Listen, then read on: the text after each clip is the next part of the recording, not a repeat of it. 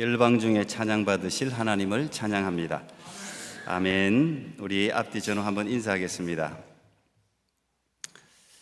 오늘 컨디션 어떻습니까? 한번 물어보세요. 오늘 컨디션 어떻습니까?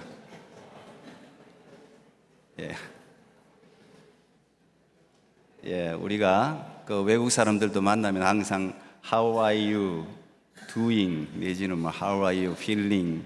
뭐 이렇게 묻지 않습니까? 기분이 좀 어때요? 그렇게 묻습니다. 그때의 컨디션, 기분이 굉장히 중요해요. 민족을 다 초월해서 중요한가 봐요. 기분이 잘 좋으면 일이 잘 될 수도 있고, 이 컨디션이 좀 별로 안 좋으면 또 일이 안 될 수도 있고, 그래서 아마 그런 것 같은데요. 우리 이 컨디션을 물을 때 우리가 주로 몸 컨디션도 묻지만 마음 컨디션도 묻지 않습니까? 몸도 중요한데 마음 컨디션이 굉장히 중요한 것 같아요. 그래서 요즘은 육체 근육, 우리가 운동한다 그러면 육체 근육도 이야기하는데, 이제 현대인들은 마음 근력, 마음의 힘, 뭐 이런 용어들을 이제 많이 사용합니다. 마음의 근육도 이거 근육이 보이진 않는데 있대요. 마음 근육을 길러야 되는 거예요. 그래서 담력 훈련 같은 것도 하죠. 근데 마음의 힘, 마음의 근력이 정말 중요하구나 하고 여실히 드러나는 게 스포츠 경기예요.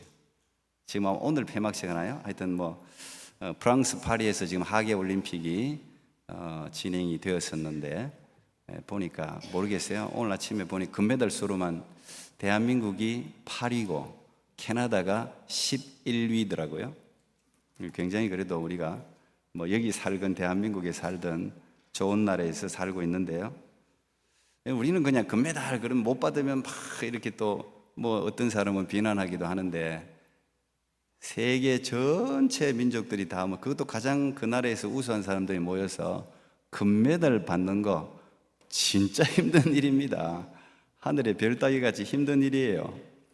실력이 세상 모든 사람들 중에서 월등하다, 누구도 따라올 수 없다, 이제 이 정도 되면 그래도 금메달을 딸 수 있다고 장담할지 모르는데, 모든 경쟁자들은 다 실력이 비슷합니다.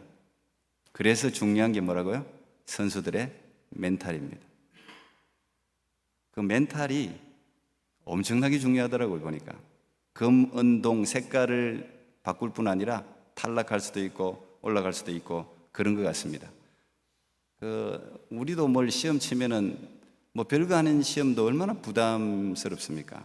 제가 우리 딸들 운전 면허 시험 제가 몇 번 따라갔는데 엄청 긴장하던데, 그것도 운전 면허 실기 시험도 이거 엄청 긴장되거든요.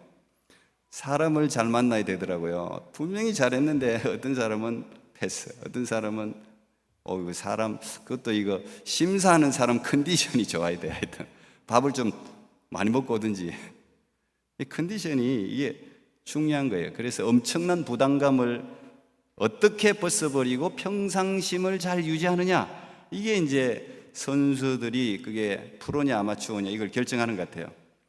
제가 메달을 받는 선수들, 여러 종목의 선수들이 있는데 인터뷰하는 거를 이렇게 보니까 주로 공통점들이 다 그날 컨디션이 좋았다는 거예요. 오늘은 뭔가 잘 될 것 같다 이런 느낌을 받았다고 하더라고요. 그래서 그 느낌을 자기가 그대로 가지고 경기에 자신감을 가지고 임하다 보니까 아마 이렇게 우수한 성적을 내지 않았나 싶습니다. 어떤 사람은 이런 걸 직감이라고 해요. 직감. 아니면 어떤 사람은 직관이라고도 불러요. 인투이션, 직관이라고도 부릅니다. 직관이라는 것은 어떤 과정을 거치지 않고 대상을 직접 파악하게 되는 정신작용을 직관이라고 이렇게 적어놨더라고요. 뭘 자꾸 저게 될까 안 될까 연구하고 추론해서 결론이 나오는 게 아니고 그냥 딱 보면 탁 떠오르는 거, 뭔가를 탁 보는 순간 뚫어보는 능력, 이런 걸 우리가 직관 그럽니다. 때로는 우리가 인사이트, 통찰력 이렇게 부르기도 하죠. 주로 우리가 이 드라마나 영화를 보면 형사들이 사건을 풀 때 직감을 굉장히 중요하게 생각하더라고요. 내 직감이 왔어. 저 사람이 범인인 것 같아. 그래가지고 계속해서 추적하다 보면은 그 사람 형사의 직관 내지는 직감이 맞아서 그 사건을 해결하는 경우가 우리가 생각하는 것보다 많다고 합니다. 이런 이제 직관이나 직감이 뛰어난 사람들이 있죠. 근데 이게 세상살이만 그런 게 아니고 영적 세계에서도 직관이라는 게 있나 봐요. 지금은 이제 고인이 되셨는데 조용기 목사님 뭐 다 어르신들은 다 아실 겁니다. 수많은 병자를 고치신 분이죠.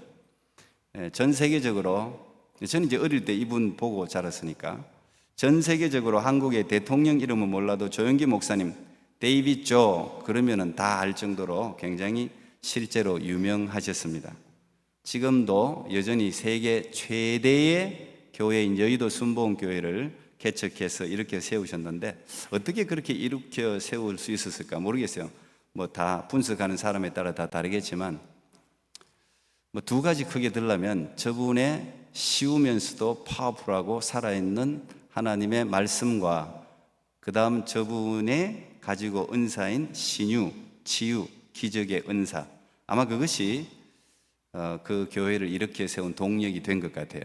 수많은 불치병 환자들이 고침을 받았습니다. 그건 부인할 수 없는 사실. 제 주위도 있으니까. 물론 하나님이 다 하셨죠. 저기 나오는 오래전에 쓴 책인데 저게 뭐 37개국 이상 번역됐다 그러는데 저도 아주 오래전에 저 책을 읽었습니다. 아주 재미있게 저 책을 잡으면 금방 읽을 수 있는 책이에요. 근데 굉장히 은혜스럽고 감동적인 책이에요. 보면 본인이 이제 피를 토하는 그런 불치병을 앓았지 않습니까?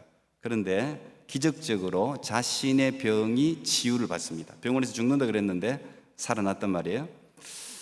주로 보니까 병에 걸렸던 분이 병을 치유하는 은사를 많이 받는 것 같아요. 병자의 마음을 잘 알아서 그런지 모르겠는데 그래서 이분도 항상 병자를 위해 기도하면 병자들이 굉장히 많이 치유를 받았습니다.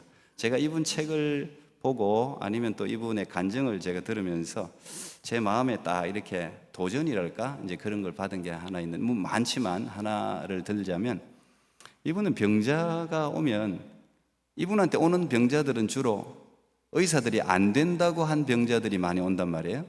그냥 오면 덜컥 인간적으로는 걱정이 되죠. 이거 못 고치면 어떻게 되나? 그 인간적인 그런 이야기를 많이 하셨더라고요. 누구나 목사님들은 다 공감할 수 있는 이야기죠. 원래 선포하는 게 쉬운 게 아닙니다. 근데 이분이 그 병자가 오면 적어도 3시간에서 5시간 기도를 한다고요. 그 병자, 한 사람의 병자를 위해서 기도를 한다는 거예요. 하나님, 저 어떡하려고 저한테 보내셨습니까? 그러면서 하나님이 고쳐주셔야 됩니다. 그래서 막 기도하다 보면 우리가 기도를 여러분 한 3시간, 5시간 이어서 해보신 분 계시겠지만 저는 많지는 않을 것 같아요. 근데 쭉 그렇게 그 하나의 목적을 가지고 기도를 하면요, 하나님이 또 역사를 한다고요. 그러면 마음이 막 뜨거워지는 거예요. 그 마음을 막 뜨거워지면은 본인이 지금 내가 손만 대면 병이 낫겠다는 확신이 들 때까지 기도한다는 거예요. 그리고 손을 대면은 병이 낫는 거예요. 그리고 막 뜨거워질 때는 자기가 지구에 손을 대면 지구를 밀 수 있을 것 같은 그런 느낌이 든대요. 저는 뭐 그런 느낌까지는 받아본 적이 없지만 저도 확신이 들면 보나 안 보나 되는 거라는 생각이 들어요. 그거는. 근데 이분이 그걸 직관이라고 표현을 하더라고요. 자기에게 직관이 있다는 거예요. 딱 병자를 보거나 뭐 이렇게 보면은 직관 그렇게 표현을 해요. 제가 그분에 비하면 뭐 말할 수 없이 부족한 사람인데 제게도 직관이 있어요. 여러분들에게도 직관이 있죠. 저도 이제 하나님이 주신 많은 은사들 중에 하나가 저는 통찰력이라고 생각합니다. 뭔가를 꿰뚫어 보는 능력이에요. 이 목사가 뭔가를 꿰뚫어 본다 그러면 성도들이 겁을 내요. 내 죄가 들키면 어떡하나. 절대 몰라요, 저는. 여러분들이 말을 하면 알지. 몰라요. 그런 신통한 사람은 아닙니다. 그런데 어쨌든 사물과 사건의 본질을 파악하는 능력은 제게 좀 있는 것 같아요. 주변에 일어나는 게 아니고 그 실제 본질을 딱 파악하는 능력을 하나님이 좀 주신 것 같은데 지금까지 제가 목회하면서 그런 저의 직관이 많이 맞았습니다. 거의 많이 맞았어요, 직관이. 이 직관을 좀 오늘 설교와 연결한다면 영적 느낌? 뭐 이렇게 표현할 수도 있을 것 같아요. 그런데 이 통찰력이라는 게 감정하고 구별이 모호할 때도 있습니다. 그래서 조심할 필요가 있어요. 특히 직관이 많이 맞았던 사람들, 직감이 많이 맞았던 사람은 때로는 어떤 사람은 그 직감을 100% 신뢰하는 사람이 있더라고요. 조금 위험할 수 있어요. 우리 영적 느낌을 또 감정이라고 제가 한번 이렇게 다르게 표현을 해보겠습니다. 오늘 감정 이야기를 좀 하려고 그러는데요. 근데 여러분, 감정이 어때요? 감정 없는 사람이 없어요. 좀 감정을 표현을 잘하는 사람이 있고 좀 둔한 사람이 있지만 감정은 모든 사람이 다 가지고 있죠. 왜? 하나님이 주셨으니까. 이 감정은 하나님의 특별한 선물입니다. 하나님이 인간에게 이성도 주시고 감정도 주시고 의지도 주셨어요. 그리고 우리가 이걸 인격이라고 부르잖아요. 근데 이 감정이라는 부분이 인간의 삶에 굉장히 활력을 줍니다. 사람은 감정이 동해야 움직여요. 감동을 받거나 은혜를 받거나 어떤 부분을 보고 분노를 느끼거나 뭐 이래야 움직여요. 감정이 이게 동해야 사람이 움직이는 힘이 될 수도 있기 때문에 이 감정 터치는 중요하죠. 예수님도 감정을 자주 표현하지 않았습니까? 울기도 하시고 기뻐하기도 하시고 분노하기도 하셨잖아요. 이거 다 감정이잖아요. 비비 워필드라는 유명하신 신학자가 있는데 이분이 우리 주님의 감정 생활, The Emotional Life of Our Lord라는 그런 책을 적었더라고요. 우리 주님의 감정 생활, 감정 부분만 적으셨어요. 예수님이 인간으로 오셨잖아요. 인간으로 오셨다는 이야기는 인성을 가지고 오셨다는 거죠. 인성을 가졌다는 것은 감정이 있다는 이야기잖아요. 감정을 지니고 오셨죠. 이제 거기서부터 시작해서 책을 쭉 푸는 건데, 그 조나단 에드워드라는 그 위대한 그 종교 개혁의 선각자가 있죠. 그 조나단 에드워드도 신앙 감정론이라는 Religious Affection이라는 그런 책을 감정에 대해서 굉장히 길게 이야기를 한 적이 있습니다. 어쨌든 우리가 신앙생활 하는데 이 감정이 장점으로든 단점으로든 영향을 미치는 건 틀림없는 사실입니다. 우리가 감정 표현을 통해서 불의에 분노하고 사랑하는 사람에게 깊은 애정을 표현하고 우는 자들과 함께 울고, 성경의 이야기잖아요. 우는 자들과 함께 울고 감정 공감을 하라는 이야기 아닙니까? 기뻐하는 자들과 함께 기뻐하라. 그러면 기쁨이 배가 되는 거잖아요. 내가 막 이야기했는데 이제 저도 좀 그런 게 둔한 편인데 제 아내는 잘하고 우리 어머니는 엄청 잘하는데 우리 아버지는 되게 못하고 이제 그런 게 아버지 뭐 어떻게 했어요? 그러면 막 박수 치면서 축가를 해줘야 되는데 그래서 다음에 더 잘해? 뭐 이러면은 이거 재미없잖아요 이게. 누가 막 자랑하면 그냥 해줘야지. 그거 나도 했어. 나도 그때 뭐 다 경험했어. 이런 말 하지 마세요. 진짜 세상적으로 재수없는 사람이에요. 내가 뭘 자랑하고 뭐 하면 그래 이래야 되는데 나도 그거 겪어봤어. 나도 그거 해봤어. 뭐 이러면은 뭐 같이 기뻐하면 더 좋잖아요. 아프다 그러면 아빠 그까짓 거 뭘 아프다 그래. 나는 그것보다 더 크게 뭐 어떻고 저떻고. 진짜. 그러지 마세요. 우리 교회는 하여튼 뭐 오버 액션 해도 괜찮아요. 공감을 해주면은 어쨌든 좋잖아요. 근데 우리 문제는 이런 느낌이나 감정을 자칫 신앙으로 오해할 수도 있다는 거죠. 신앙생활에 감정이 반드시 동반됩니다. 그런데 감정이 신앙은 아니라는 사실을 우리가 명심할 필요가 있습니다. 느낌이 좋으면 우리 보통 이래 느낌을 굉장히 필링, 요즘 젊은 애들도 그렇지만 느낌이 좋으면 지금 느낌이 좋아, 이건 지금 하나님이 역사하시는 것이야, 이렇게 우리가 생각하고, 느낌이 뭔가 안 좋으면 이건 하나님이 역사하지 않는 거라고 믿어버리는 경향이 우리 가운데 있어요. 요 감정 부분을 CCC라는 단체에서 아주 쉽게 그림으로 도식화를 했습니다. 기차 그림인데 제가 아주 옛날에 전도할 때 이런 거 많이 사용했었는데, 여러분들 그림을 보면 기차를 트레인 생각해 보면 돼요. 앞에 기관차가 제일 앞에 있지 않습니까? 그 다음에 이제 연료차가 있단 말이에요. 그 다음에 뒤에가 이제 사람들이 타는 객차가 있어요. 근데 이거를 이제 기관차를 팩트, 이게 이제 진리, 사실이고, 연료차가 페이스, 믿음이에요, 믿음. 그러니까 이 진리 사실을 더 뜨겁게 하고 힘을 주는 게 우리 믿음이죠. 믿음이 있으면 더 폭발적으로 역사가 나타나죠. 근데 뒤에 이제 필링이라는 이 감정은, 기관차는 객차 없이도 혼자 움직일 수 있어요. 그죠? 기차가 어떨 때 탁 떼고 혼자 움직이잖아요. 기관차는 혼자서 움직일 수 있지만 객차, 사람들이 탄 차는 혼자 움직일 수가 없습니다. 그래서 이 필링이라는 것은 팩트와 페이스에 의해서 동반되는 현상이에요. 우리가 하나님이 기적과 역사를 나타내면 기쁘고 감사하고 이런 감정은 뒤에서 동반되는 거예요. 그래서 하나님의 역사는 하나님의 말씀에 근거한 것이지 우리 자신의 느낌이나 감정에 의존하지 않는다는 것을 이 도식이 굉장히 우리에게 잘 설명해 줍니다. 제가 오늘 개인적으로 저의 직관을 제가 계속해서 이렇게, 저 직관이 굉장히 통찰력이 있다고 생각했는데 이 통찰력에 대해서 계속 의심도 하고 묵상도 하는 그런 계기가 제 아내가 암투병을 하면서부터입니다. 이게 제가 아내 이야기하는 거 아내는 싫어하는데 어쩔 수 없어요. 예. 그 암 환자들에게 무엇보다 중요한 것은 감정 컨트롤입니다. 육체적 컨디션도 중요한데 마음의 컨디션이 굉장히 중요해요. 암 환자뿐만 아니라 여기도 우리 육체의 질병 아프신 분들이 있잖아요. 아프신 분들은 똑같습니다. 감정이 예민해집니다. 건강할 때는 아무것도 아닌 일도 환자들에게는 굉장히 민감하게 반응이 나타납니다. 아마 뭐 그렇지 않은 사람도 비슷할 수 있는데, 그래서 이 말에 굉장히 민감해요. 그래서 우리가 환자들이나 또 어려움에 닥친 사람들에게는 말을 조심해야 돼요. 말을.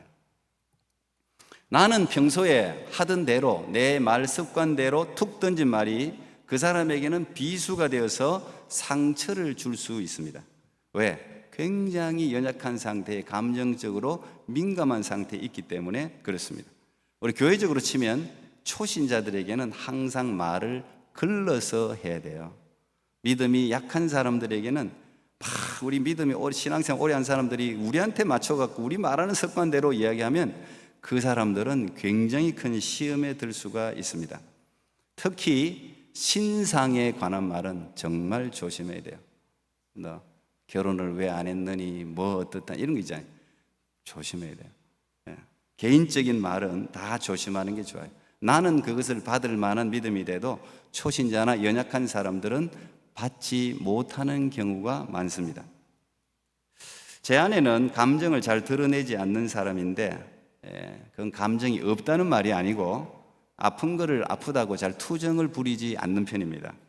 제가 개인적으로 늘 고맙게 생각하는 부분인데, 아시다시피 굉장히 많은 항암을 받았는데 보통 항암 환자들은 다 이제 예민해져요. 근데 화를 낸 적이 제 기억으로 거의 없어요. 혼자서 끙끙 앓는 그런 스타일이에요. 근데 아내가 극도로 예민해지는 때가 있습니다. 언제일까요? 의사 만날 때입니다.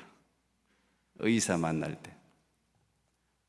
여기 아마 어떤 중병이 있다 치고 CT 찍어 놓고 이제 나중에 결과를 기다릴 때 다 초조하죠. CT 결과나 혈액 수치 이런 결과들을 들으러 갈 때 한국에는 뭐 의사 길게 만나봤자 5분이에요. 대형 병원은. 근데 그 5분 상담하는데 얼마나 긴장하는지 몰라요.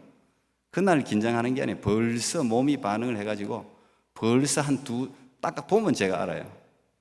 한 2주, 어떨 때는 한 달, 막 그때부터 긴장하기 시작해요. 의사의 표정과 말투까지 살핍니다. 말은 이래 하는데 표정은 어떤가? 이거 엄청 민감하게 살핍니다. 아마 환자들은 다 비슷할 거라고 생각합니다. 덩달아서 저도 괜히 예민해져요.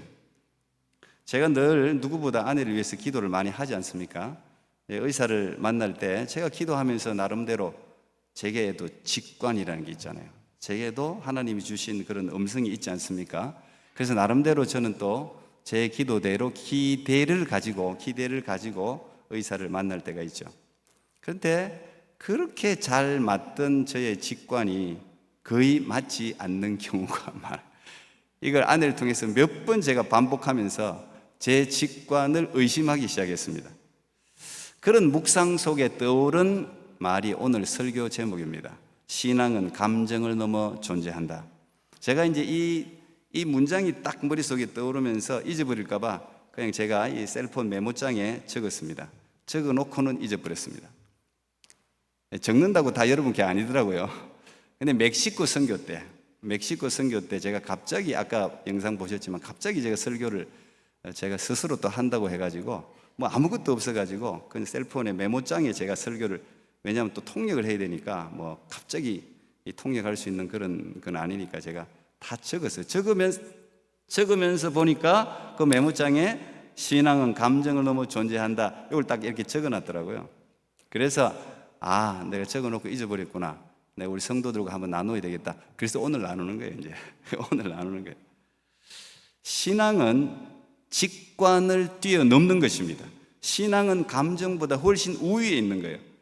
감정은 굉장히 수많은 장점이 있습니다. 그런데 치명적인 약점이 있어요. 감정은 그게 뭐냐?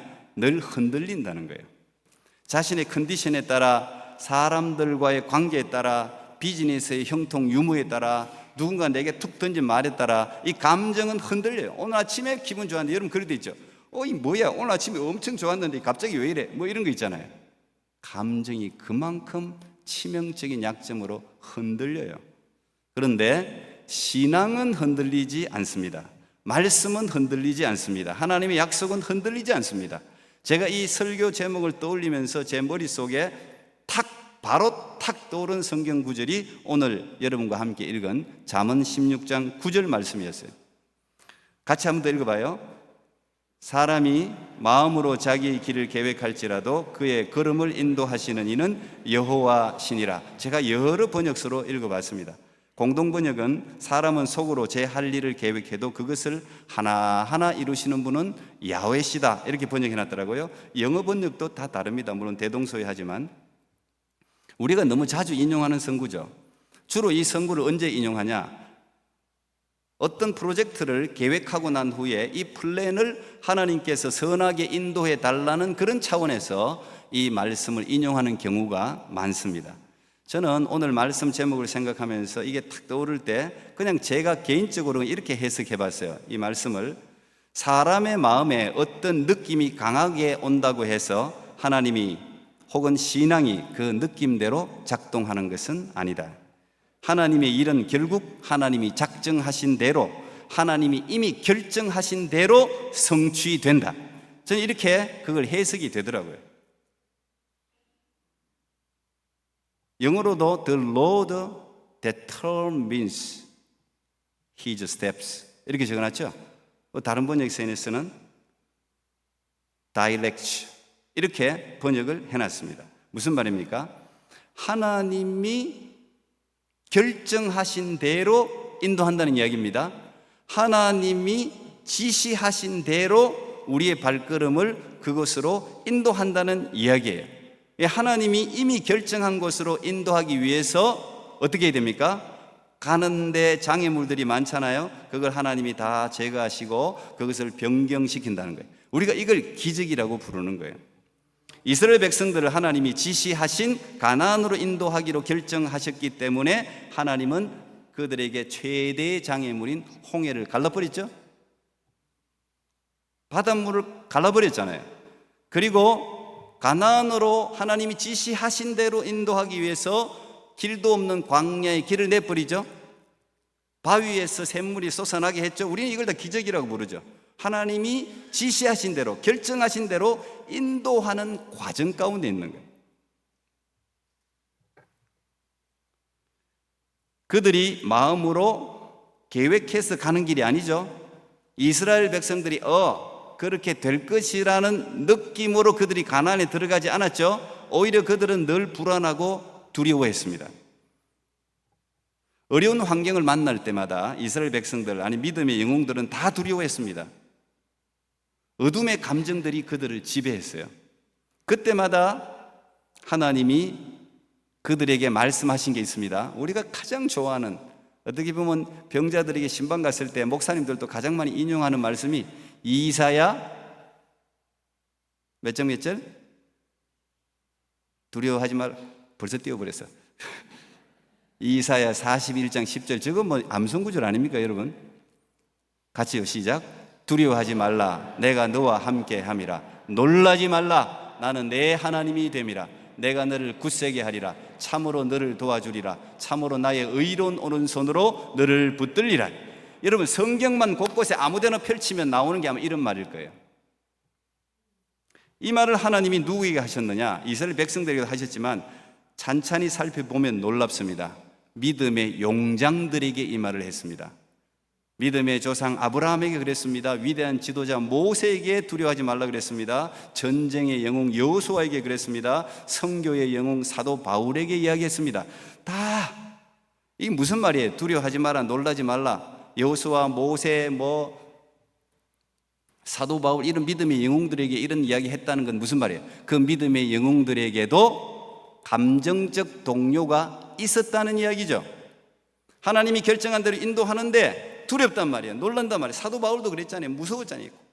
고린도에 가서 그래서 하나님이 두려워하지 마라, 이 성중에 내 백성이 많다, 내가 전하는 말만 외쳐라, 이런 이야기를 격려를 했지 않습니까?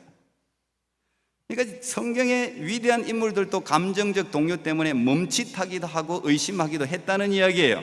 그런데 하나님이 두려워하지 말라, do not fear, 이 이야기 왜 하는 거예요? 감정적 동요에 속지 말라는 이야기 아닙니까? 두려운 감정에 속지 말라는 이야기잖아요. 감정이 흔들려도 하나님의 역사는 변함없이 이루어진다, 그 이야기 하는 거죠. 내 마음이 불안하다고 해서 하나님의 일이 안 되는 게 아닙니다. 우리가 거기에 너무 많이 속는다. 내 직관을 너무 많이, 내 감정을 너무 믿는단 말이에요. 내 마음이 편하다고 해서 하나님 일이 무조건 잘 되는 것도 아니에요. 결국 하나님이 결정하신 대로, 하나님이 지시하신 대로 일이 이루어지는 것입니다. 하나님의 약속은 변함이 없습니다. 그래서 우리가 하나님의 약속을 붙들어야 되는 거예요. 하나님은 우리의 감정이나 주위의 상황과 장애물과 아무 상관없이 일하십니다. 작정하신 것은 반드시 성취하시는 분이 하나님이십니다. 우리의 직관이나 감정이 아니라 오직 변함없는 하나님의 말씀을 우리가 붙들어야 될 이유가 거기에 있는 거예요. 나를 향하신 선한 하나님의 뜻을 믿고 흔들리지 말고 나가는 여러분 모두가 되기를 축복합니다. 우리가 해야 할 일은 뭡니까? 그분을 믿는 거예요. 그분의 말씀을 붙드는 거예요. 그리고 지속적으로 그분께 간구하는 거예요. 부르짖는 건 우리가 해야 할 일이에요. 예레미야 33장 2절 3절 여러분 너무 잘 알지 않습니까? 이를 행하시는 여호와, 그것을 만들며 성취하시는 여호와, 그의 이름을 여호와라는 이가 이와 같이 이르시도다. 너는 내게 부르짖으라, 내가 네게 응답하겠고 네가 알지 못하는 크고 은밀한 일을 내게 보이리라 그랬습니다. 여러분 한번 따라합시다. 신앙은 감정을 넘어 존재합니다. 우리 감정보다 크신 하나님을 절대적으로 믿고 흔들림 없이 말씀 붙들고 전진해서 승리하는 여러분 모두가 되기를 축복합니다. 기도하겠습니다. 하나님 감사합니다. 우리에게 이렇게 아름다운 감정도 또 수많은 것들을 분별할 수 있는 지혜도 이성도 또 가장 선한 것을 결정할 수 있는 의지도 주신 주님을 찬양합니다. 그러나 이성도 감정도 의지도 하나님보다 크실 수는 없습니다. 아버지 하나님, 늘 날마다 시시때때로 변하는 우리의 감정을 우리가 믿지 말고 변함없는 하나님의 말씀을, 하나님의 약속을 붙들고 앞으로 계속해서 전진해서 승리하고 기적을 맛보는 하나님의 백성들 되게 해 주시옵소서. 지금도 불안과 염려 가운데 있는 우리 성도님들이 계십니까? 여러 가지 삶의 어려움과 문제들을 만나서 당황하는 성도들이 있습니까? 아버지 하나님, 내 마음의 불안, 그것이 내 삶을 결정하는 것이 아니라 하나님의 약속이 결정함을 믿고 주님께 간구하고 부르짖고 말씀을 붙들고 이 모든 삶의 문제를 타파하고 뒤집어 간증을 하는 믿음의 영웅들로 세워 주옵소서. 예수님 이름으로 기도하옵나이다. 아멘.